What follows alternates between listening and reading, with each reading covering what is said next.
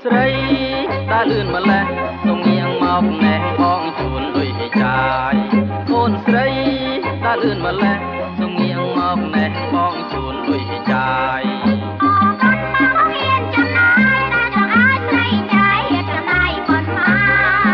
ថាមកកុំបីរំខានចេះតែជូនបានសុំអូនកុំព្រួយថាមកកុំបីរំខានចេះតែជូនបានសុំអូនកុំព្រួយ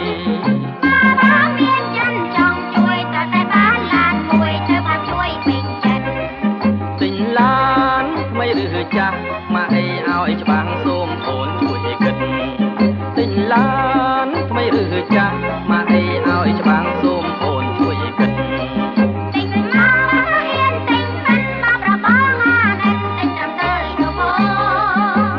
ចូលកុំបាច់គិតយូរបងទិញស៊ីក្លូឲ្យស្រីជិះវិញហើយចូលកុំបាច់គិតយូរបងទិញស៊ីក្លូឲ្យស្រីជិះវិញ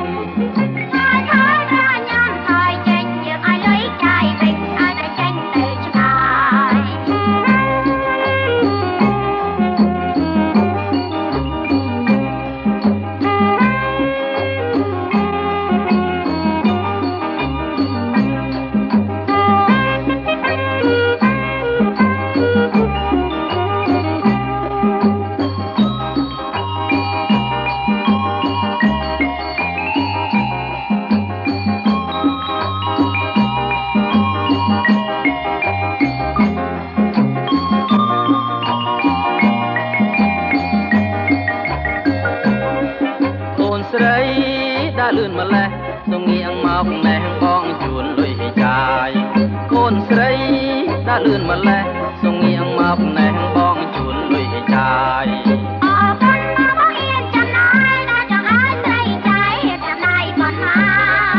ថាមកកុំបីរំខានចេះតែជូនបានសូមអូនកុំព្រួយថាមកកុំបីរំខានចេះតែជូនបានសូមអូនកុំព្រួយ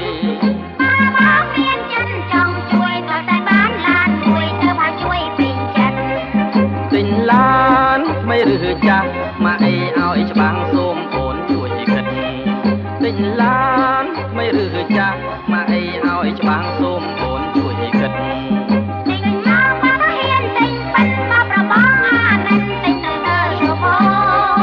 ហើយចូលកុំបាច់គិតយូរបងទិញស៊ីក្លូឲ្យស្រីជិះវិញហើយចូលកុំបាច់គិតយូរបងទិញស៊ីក្លូឲ្យស្រីជិះវិញ